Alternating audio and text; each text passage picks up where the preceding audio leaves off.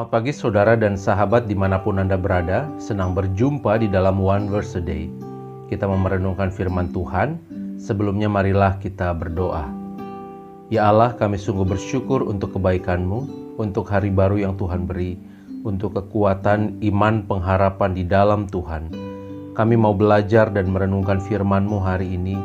Biarlah Engkau hadir, melawat dan menerangi kami semua. Terima kasih Bapa, di dalam Kristus kami berdoa. Amin.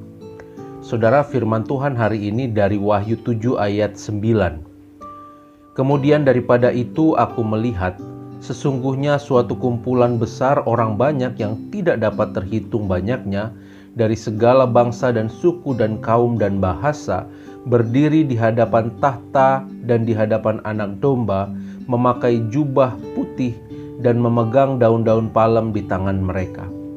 Saudara, kitab Wahyu adalah terjemahan dari kata Yunani apokalipsis, yang artinya pengungkapan atau penyingkapan. Kitab Wahyu merupakan salah satu contoh tulisan apokaliptik, tulisan-tulisan yang berupaya membukakan rahasia-rahasia surgawi kepada manusia dan sering berbicara tentang akhir sejarah manusia. Pada akhir zaman, dunia yang baik yang dikuasai Allah akan meraih kemenangan akhir atas dunia yang jahat yang dikuasai iblis. Setelah mengalahkan kuasa kejahatan, Allah akan membarui seluruh ciptaan dan umat beriman akan hidup bersamanya untuk selama-lamanya. Kitab Wahyu memancing imajinasi kita karena menampilkan berbagai penglihatan yang luar biasa mengenai kedatangan Tuhan. Penglihatan tersebut hadir dalam bermacam-macam simbol seperti manusia dalam rupa hewan atau binatang buas, warna dan angka-angka dengan makna tersembunyi, serta ramalan-ramalan tentang kedatangan akhir zaman.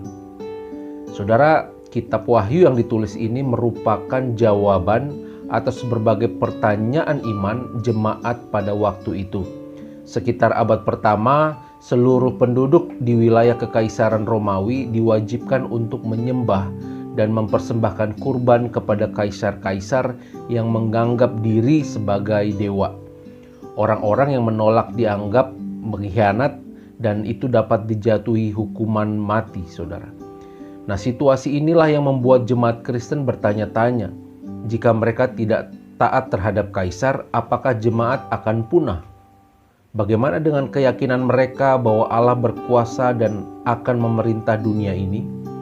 Di tengah berbagai situasi tersebut, penulis kitab Wahyu menjawab pertanyaan-pertanyaan jemaat itu.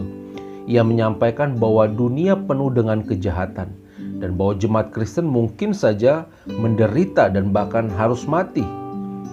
Penulis juga menyampaikan bahwa Yesus adalah Tuhan. Ia akan menaklukkan seluruh umat manusia dan semua kekuatan, termasuk kekaisaran Romawi yang melawan Allah. Dan Allah akan menganugerahkan upah yang melimpah kepada orang-orang yang setia kepadanya, terutama mereka yang kehilangan nyawanya karena Tuhan. Saudara, ayat yang kita baca hari ini merupakan bagian dari perikop yang menggambarkan kemenangan dari orang-orang percaya. Dalam nubuatannya, penulis kitab Wahyu melihat suatu kumpulan besar orang banyak yang tidak dapat terhitung banyaknya dari segala bangsa dan suku dan kaum dan bahasa. Mereka berdiri di hadapan tahta dan di hadapan Anak Domba, memakai jubah putih dan memegang daun-daun palem di tangan mereka. Dan dengan suara nyaring mereka berseru, "Keselamatan bagi Allah kami yang duduk di atas tahta dan bagi Anak Domba." Saudara, jubah putih dalam bacaan kita ini melambangkan kemurnian hati, dan daun palem melambangkan kemenangan. Orang-orang yang teguh dan setia menjaga iman pengharapannya kepada Tuhan kelak tidak akan menderita lagi. Mereka akan mengalami kemenangan. Mereka tidak akan lapar dan dahaga lagi.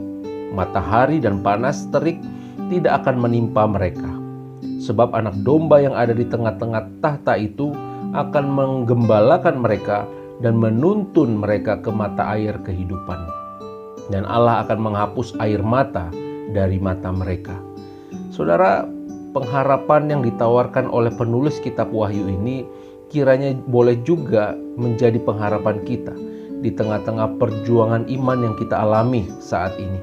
Selama hidup di dunia ini, kita diperhadapkan dengan berbagai tantangan dan ujian yang luar biasa.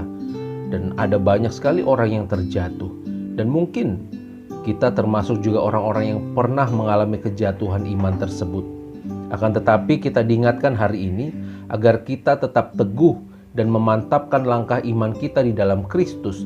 Kita diajak untuk setia hidup memenuhi panggilan keselamatan dari Tuhan, yakni dengan melakukan kehendak Allah dalam seluruh kehidupan kita. Kiranya Roh Kudus menerangi dan memampukan kita untuk hidup setia di dalam kebenaran-Nya. Amin. Mari kita berdoa. Ya Allah, kami sungguh bersyukur untuk firman Tuhan yang boleh kami dengar dan kami renungkan. Kami diingatkan hari ini agar kami senantiasa teguh dan setia memenuhi panggilan Tuhan. Kami hidup di dalam kebenaran Tuhan dan melakukan kehendak Tuhan di tengah perjuangan dan tantangan kehidupan yang kami alami. Terima kasih Bapa untuk firman-Mu. Biarlah Roh Kudus yang menerangi dan memegang tangan kami semua. Di dalam Kristus kami berdoa. Amin. Tuhan memberkati kita semua, saudara.